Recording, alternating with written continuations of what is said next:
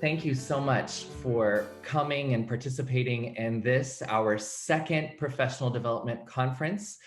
The focus of this conference is interdisciplinary instructional planning for the humanities and languages. And so those of you who are here in our morning session have come together for the purpose of developing learning experiences for your students that are engaging and relevant and innovative, given the dynamics of hybrid learning that will define the future of many of our jobs and of the future of our students' education moving into the 2021-22 school year and frankly into years to come.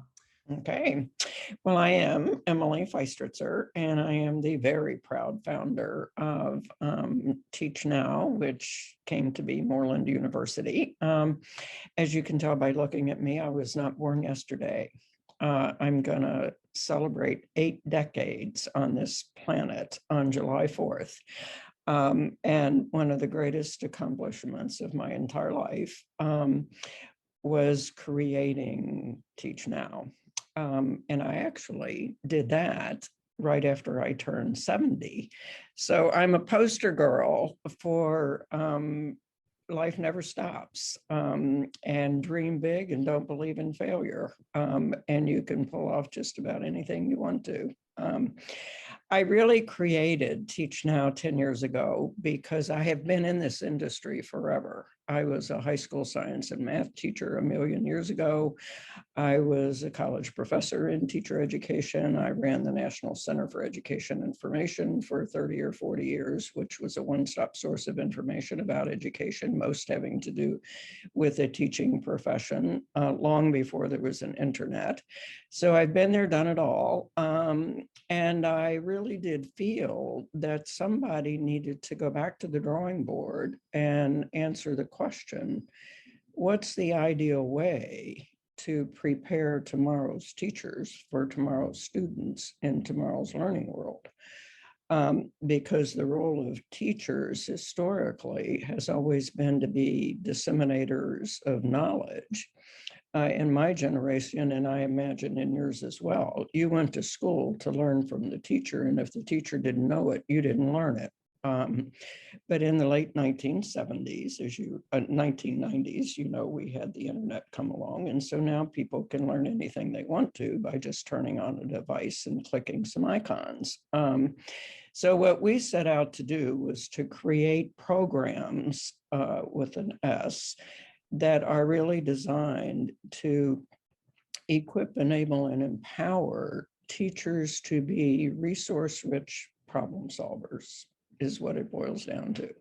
So no matter what environment you're in, as a teacher or an educator, we really train people, want to train people, aspire to train people to be able to assess the situation they're in and then be able to design and implement learning experiences that ensure that the children you're responsible for as a teacher actually do learn, grow, and develop. So we've built activities-based collaborative learning platform because teachers themselves report that they best learn how to teach and be effective teachers and good at what they do by actually practicing the trade and working with other teachers' colleagues.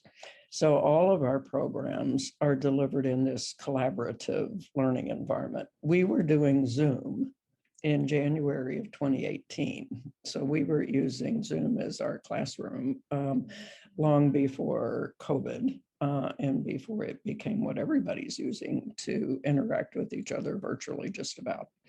So in a nutshell, that's what we set out to do. We started focusing on professional development when COVID hit, because we knew that there were millions of teachers all over the world. We're an international program. We have candidates in 157 countries all over the world. And we knew that all of them needed some help with transitioning from being in a classroom with live students in front of them or around them. And we immediately started repurposing many of our existing learning modules in our teacher preparation certificate program, which leads to a teaching license, and our 8 master's degree programs, all of which are delivered in this environment. And we started repurposing that content for professional development, because there are 89 million teachers in the world. Did you know that? That's like a lot of teachers. 2.5 million of them, 3.5 million of them are in the US, and the rest of that 89 million are all over the world. And we really are here to serve the learning needs of teachers wherever they are in the world. Joseph Pearson, was working for us as one of our most outstanding instructors, and we called upon him to provide some leadership in building out the PD, the professional development component of our program, and he has done that brilliantly. So that's who we are. I'm here to welcome you. I encourage you to learn as much as you possibly can in this professional development opportunity. And there's a bit of a salesperson in me, so I highly recommend that you go to our website at moreland.edu and see all the other things that we offer. We're hands-on. We really, from day one, we're almost 10 years old, have had over 10,000 people go through our programs, and they all love it. So we're happy about that. Welcome to you. I wish you well. And it would be great to see you again sometime. Thank you so much, Emily. I really appreciate you coming and sharing that. You are an inspiration, as Miko said, to many of us, to myself included. And I cannot begin to share with you all how important the program has been to me as an instructor and as an educator. And so I appreciate all of you for being here. In the chat space, I've just given a little bit of detail about when our program starts. So our Teach Now Teacher Preparation Certificate program starts each month with new cohorts. Our master's degrees in education with specializations that include a certification also start each month. And then we have master's degrees in educational leadership. Our spring cohort is scheduled to start June 20th. And then our fall cohort will then start on October 18th. With that being said, we're going to dive into professional development in this whole group space by leaning into the expertise of the faculty that helps to provide the collaborative learning experience here at Moreland University. I have called on the faculty members who are here, and I've asked them if they would prepare a 3 to 5 minute brief best practice to help send you off into your asynchronous work this week, well prepared and excited to apply some of the most innovative and effective techniques for interdisciplinary learning. So the best practice that I am talking about is building in that processing time for the students. It's really important that we provide our students with the opportunity to soak in the amazing information that we want them to learn and we want them to master. So the two important people when we're looking at building in that processing time is, I'm sure you've heard of the first guy, Jean Piaget. He is a cognitive behavioral therapist. He's the one that believes that students or children are not empty vessels that are just there for you to dump your information into, but instead they take an active part of their learning within their environment and through their environment. And the other guy, you guys may not have heard too much about him, but I absolutely love his name and the fact that he's brilliant, is Mihai Csikszentmihalyi. He talks about the flow theory, and basically the flow theory is where you become involved, so grossly involved in what you're doing that time either stands still or time just flies by. And we also call this in layman's term, like you're in the zone. And so what I wanted to look at is using Piaget and Csikszentmihalyi, two people together. I wanted to look at how this looks and what are some activities that you guys can do and that I can do as well within my classroom based on the different cognitive stages that Piaget branches out into. So the first branch is the 2 and 7-year-olds. And so in this, they really are very egocentric. They're all about themselves. They don't have that empathy. They're very basic on the way that they look at situations. So learning through play is a great way to help them build empathy, to help them build those soft skills, those social emotional learning skills, in addition to the academic stuff that you want them to learn as well. Another one that they can use is, or that you can use, is stimulate their senses. This also helps with their fine motor skills. When they're learning to draw letters or numbers, use different textures. Let them paint. Pour some shaving cream on their desk or their table and let them use their fingers. And by the way, that cleans the desks, just to let you know.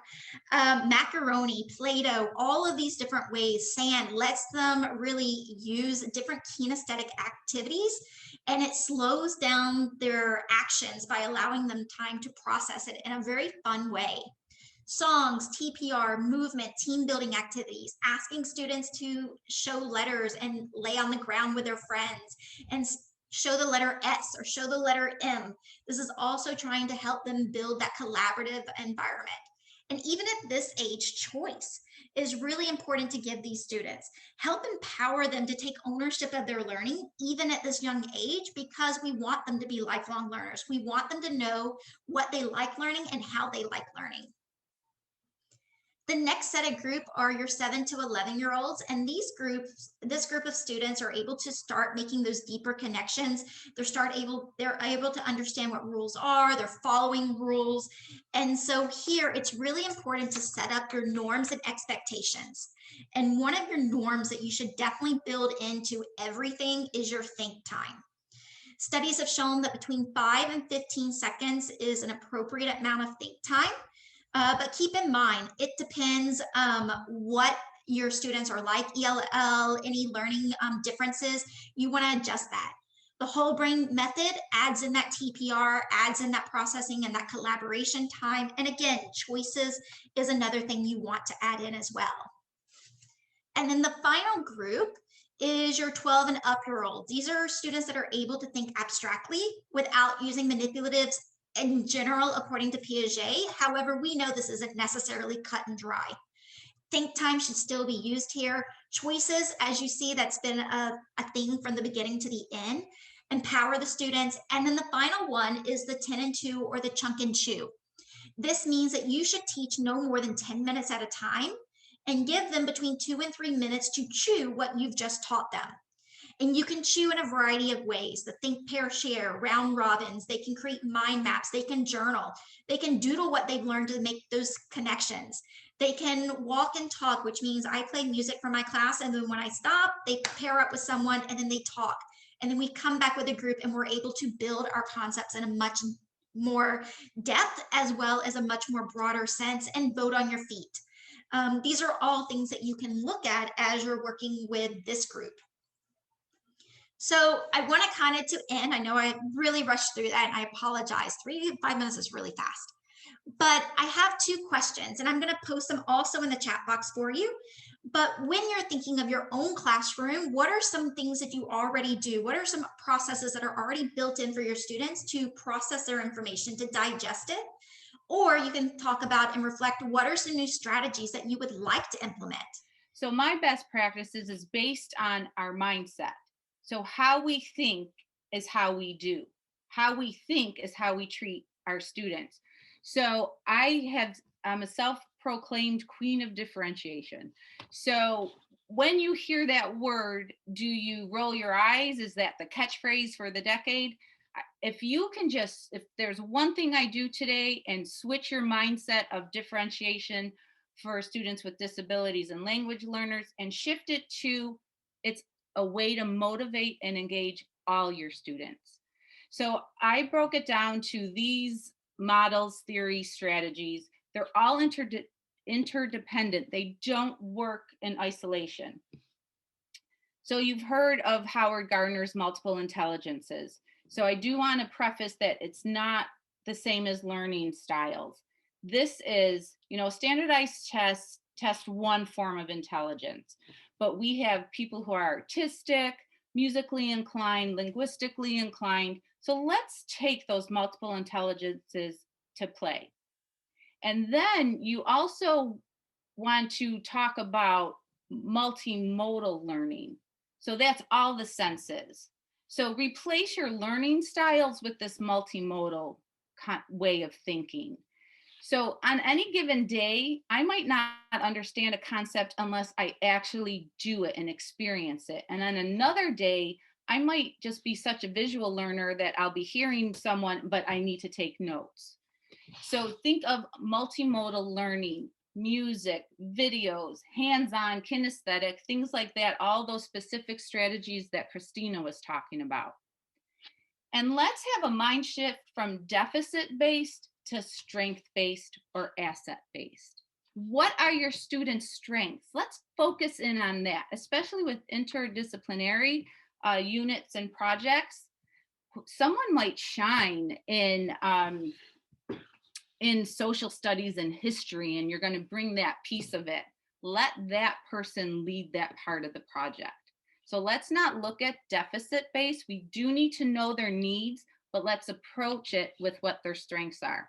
And then last, but definitely not least, presume competence with every single one of your students, from someone who has a learning disability to someone who has multiple challenges. Presuming competence is all about having the audacity to think and believe that every child can learn. They are capable of learning. It's not the question of if they can learn, it's how they learn. And that's up to us to figure that out. The bottom line is using all of these mindsets and frameworks together is that we presume competence, and that each child is unique, not only capable of learning, but also capable of succeeding. We have to find the ways to teach them the content. So presentation, how do they process? It's overlapping with what Christina was saying. Practice, how often are your students going to be able to practice this new skill and content? Product, what's the final product? What if you have someone who's nonverbal, either by choice or by neurological conditions? How are they going to do a presentation? Do you have assistive technology at your fingertips for them? Can they draw a picture? So differentiation is creating more opportunities to respond to instruction so that students become lifelong learners. These strategies include as many multiple intelligences and modalities of learning as possible in order to maximize student growth while increasing the ways they can learn effectively. Number one, everyone needs to have access to the content. If I'm legally blind, how are you going to help me access the content? And then lastly, how are they going to show you what they just learned?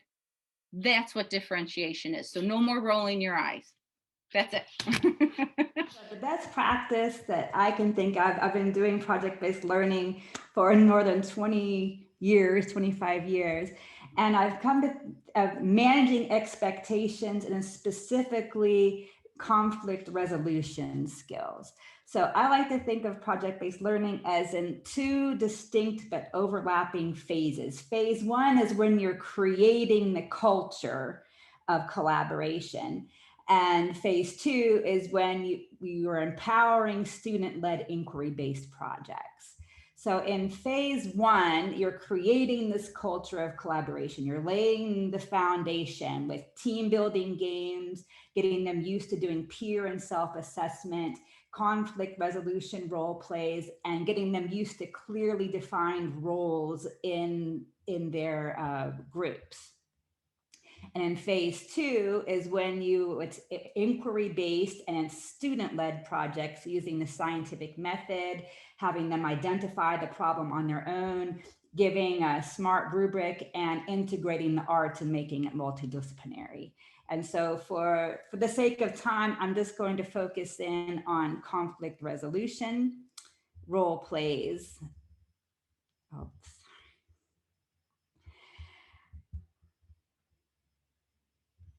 I apologize.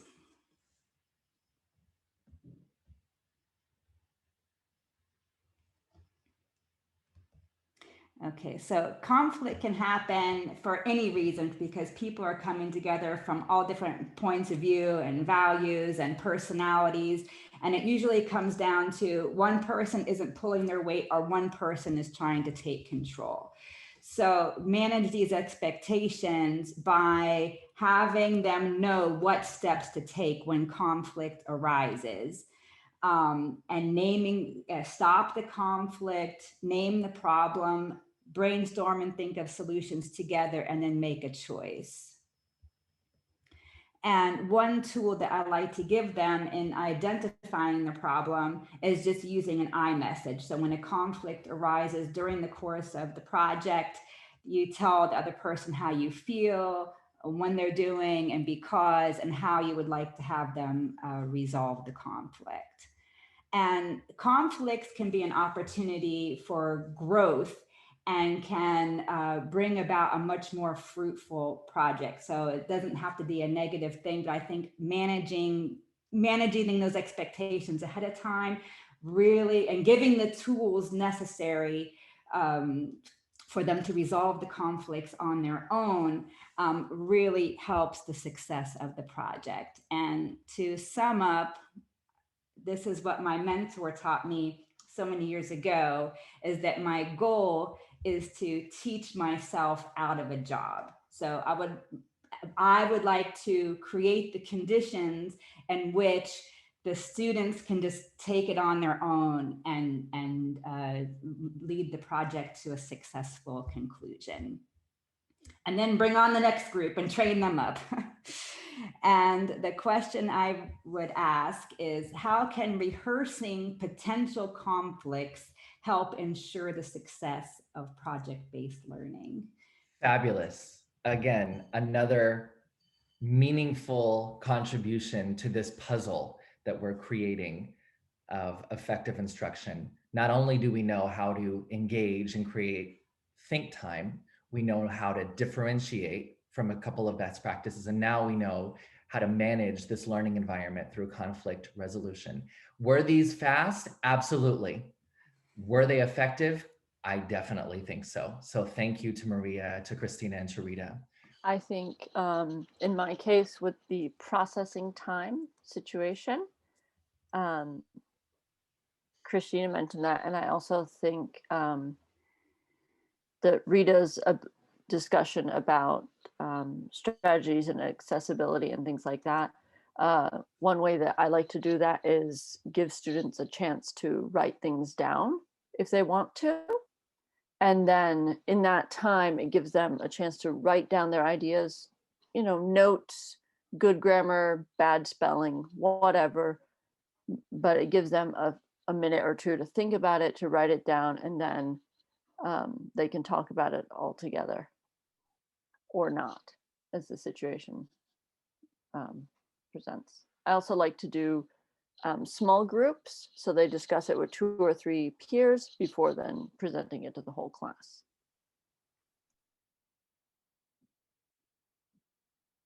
I really appreciated that, Christina, bringing up the idea of wait time and processing time. One thing that I've had a lot of success with, especially online, is having more self-paced modules for students that are both grouped and individual, and having like checkpoints with me, which has worked really well. But one thing that I was doing when we were still in class was like, I would physically force myself to count to 10 before interjecting. Like I would need to do that in my head, or else I know I'd like step all over their thinking process. So me like silently counting to 10 was one strategy I've used.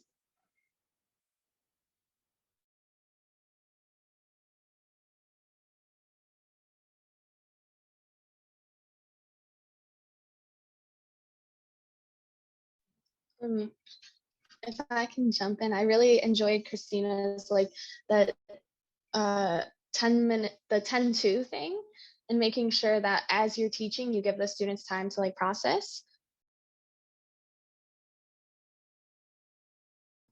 Caitlin, you muted yourself, love. Oh, sorry. But, it's really important to give students the time to process. And a lot of times as I'm teaching, time flies by and I'm just trying to get the information in. And then if you don't give the students that extra time, it's so easy to overlook it. And then they can add more and ask questions and get you to research the topic deeper and give them more information than you had initially even planned. So I think that's a really great. All right.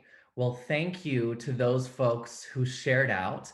I also encourage you to share out in the chat space as you are able and willing, for we would like to hear from everyone. But do know that this is just the beginning. You now have 6 days to engage in asynchronous collaboration, to get your interdisciplinary plans completed and submitted on the submission tab.